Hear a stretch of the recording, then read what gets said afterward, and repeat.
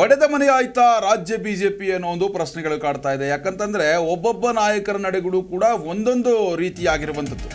Vijayendra team Mysuru ಪಾದಯಾತ್ರೆಯನ್ನು ಮಾಡಿದ್ರೆ, ಯತ್ನಾಳ್ ಮತ್ತು Jarkiholi team ಬಹಿರಂಗವಾಗಿ ತಮ್ಮ ಪಕ್ಷದ ವಿರುದ್ಧವಾಗಿ ಮತ್ತು ನಾಯಕರ ವಿರುದ್ಧವಾಗಿ ಕಿಡಿಕಾರ್ತಾ ಇದೆ.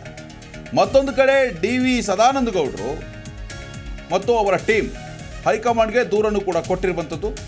ಪ್ರಧಾನಿ ನರೇಂದ್ರ ಮೋದಿಯವರ ಜೊತೆ ಸದಾನಂದ ಗೌಡರು ನೇರವಾಗಿ ಮಾತುಕತೆಯನ್ನು ನಡೆಸಿದ್ದಾರೆ. ಇದನ್ನೆಲ್ಲ ನೋಡ್ತಾ ಇದ್ದರೆ ರಾಜ್ಯ ಬಿಜೆಪಿಯಲ್ಲಿ ಯಾವುದೂ ಕೂಡ ಸರಿಯಿಲ್ಲ, ಎಲ್ಲರೂ ಕೂಡ ಒಂದೊಂದು ದಿಕ್ಕಿನಲ್ಲಿದ್ದಾರೆ, ಮನೆಯೊಂದು ಮೂರು ಬಾಗಿಲಾಯ್ತಾ ಅನ್ನೋ ಒಂದು ಪ್ರಶ್ನೆಗಳು ಕಾಡ್ತಾ ಇರುವಂಥದ್ದು. ಇನ್ನು ದೆಹಲಿಯಲ್ಲಿ ಪ್ರಧಾನಿ ನರೇಂದ್ರ ಮೋದಿಯವರನ್ನು ಭೇಟಿ ಮಾಡಿದ್ದಾರೆ ಸದಾನಂದ ಗೌಡರು. ಕೆಲ ದಿನಗಳ ಹಿಂದೆ ಡಿ.ವಿ.ಎಸ್. ಪತ್ರ ಬರೆದಿರ್ತಾರೆ ಪ್ರಧಾನಿಗಳಿಗೆ.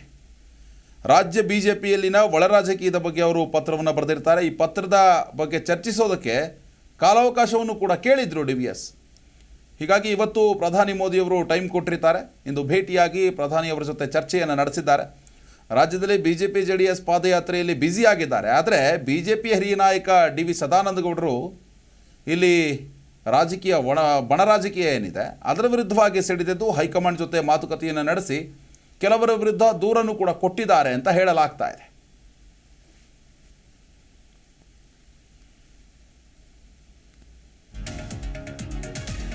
ಇನ್ನು ಒಂದು ಕಡೆ ಬಿ.ವೈ. ವಿಜಯೇಂದ್ರ ಮತ್ತು ಇತರರು ಸೇರಿಕೊಂಡು ಮೈಸೂರು ಪಾದಯಾತ್ರೆಯನ್ನು ಮಾಡ್ತಾ ಇದ್ದಾರೆ. ಮತ್ತೊಂದು ಕಡೆ ಬಹಿರಂಗವಾಗಿಯೇ ಬಿ.ಎಸ್. ಯಡಿಯೂರಪ್ಪನವರ ವಿರುದ್ಧವಾಗಿ, ವಿಜಯೇಂದ್ರ ವಿರುದ್ಧವಾಗಿ ಈ ಯತ್ನಾಳ್ ಮತ್ತು ಜಾರಕಿಹೊಳಿ ಟೀಮ್ ತೀವ್ರ ಅಸಮಾಧಾನ ಮತ್ತು ಆಕ್ರೋಶವನ್ನು ವ್ಯಕ್ತಪಡಿಸ್ತಾ ಇದೆ. ಮತ್ತೊಂದು ಕಡೆ ಈ ಎಲ್ಲ ಒಳಜಗಳಾಗಿರಬಹುದು, ಪಕ್ಷದಲ್ಲಿ ಸ್ಥಾನಮಾನದ ವಿಷಯ ಆಗಿರಬಹುದು, ಎಲ್ಲದರ ಬಗ್ಗೆನೂ ಕೂಡ ಸೇರಿಕೊಂಡು ಪತ್ರವನ್ನು ಕೂಡ ಬರೆದಿರ್ತಾರೆ ಸದಾನಂದ ಗೌಡರು. ಇಲ್ಲಿ PM ಕೂಡ ಇವತ್ತು ಟೈಮನ್ನು ಕೊಟ್ಟಿರ್ತಾರೆ ಸದಾನಂದ ಗೌಡರಿಗೆ. ಇವತ್ತು ಭೇಟಿಯಾಗಿ ಕೆಲವೊಂದು ವಿಷಯಗಳನ್ನು ಕೂಡ ಚರ್ಚೆ ಮಾಡಿದ್ದಾರೆ ಅಂತ ಹೇಳಲಾಗ್ತಾ ಇದೆ. ರಾಜ್ಯ ಬಿಜೆಪಿಯಲ್ಲಿ ಆಗ್ತಾ ಇರುವಂತಹ ಡೆವಲಪ್ಮೆಂಟ್ಗಳ ಬಗ್ಗೆ ಅವರು ದೂರನ್ನು ಕೂಡ ಕೊಟ್ಟಿದ್ದಾರೆ. ಮುಂದಿನ ದಿನಮಾನಗಳಲ್ಲಿ ಇವುಗಳನ್ನು ಸರಿಪಡಿಸದೆ ಹೋದರೆ ಪಕ್ಷಕ್ಕೆ ಡ್ಯಾಮೇಜ್ ಆಗುವಂತಹ ಸಾಧ್ಯತೆ ಇದೆ ಅಂತ ಪ್ರಧಾನಿಗಳಿಗೆ ಮನವರಿಕೆ ಮಾಡಿಕೊಟ್ಟಿದ್ದಾರೆ ಅಂತ ಹೇಳಲಾಗ್ತಾ ಇದೆ. ಹೀಗಾಗಿ ಪಕ್ಷದಲ್ಲಿ ರಾಜ್ಯ ಬಿಜೆಪಿಯಲ್ಲಿ ಅದರಲ್ಲೂ ಕೂಡ ಯಾವುದೂ ಸರಿ ಇಲ್ಲ ಅನ್ನೋದು ಇಲ್ಲಿ ಬಹಿರಂಗವಾಗ್ತಾ ಇದೆ. ಒಂದು ಕಡೆ ರಾಜ್ಯ ಸರ್ಕಾರವನ್ನು ಕಟ್ಟಿ ಹಾಕಬೇಕು, ಭ್ರಷ್ಟಾಚಾರ ಏನು ಮಾಡಿದೆ ಅನ್ನೋದು ಆರೋಪವನ್ನು ಬಿಜೆಪಿ ಮಾಡ್ತಾ ಇದೆ, BJP JDS.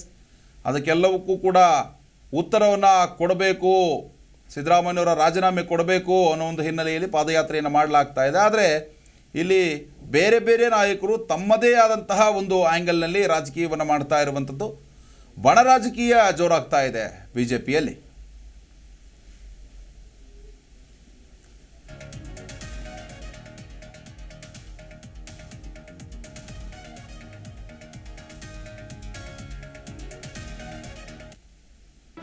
G Kannada news ಈಗ ನಿಮ್ಮ ಮನೆಯಲ್ಲೇ ನೋಡಿ.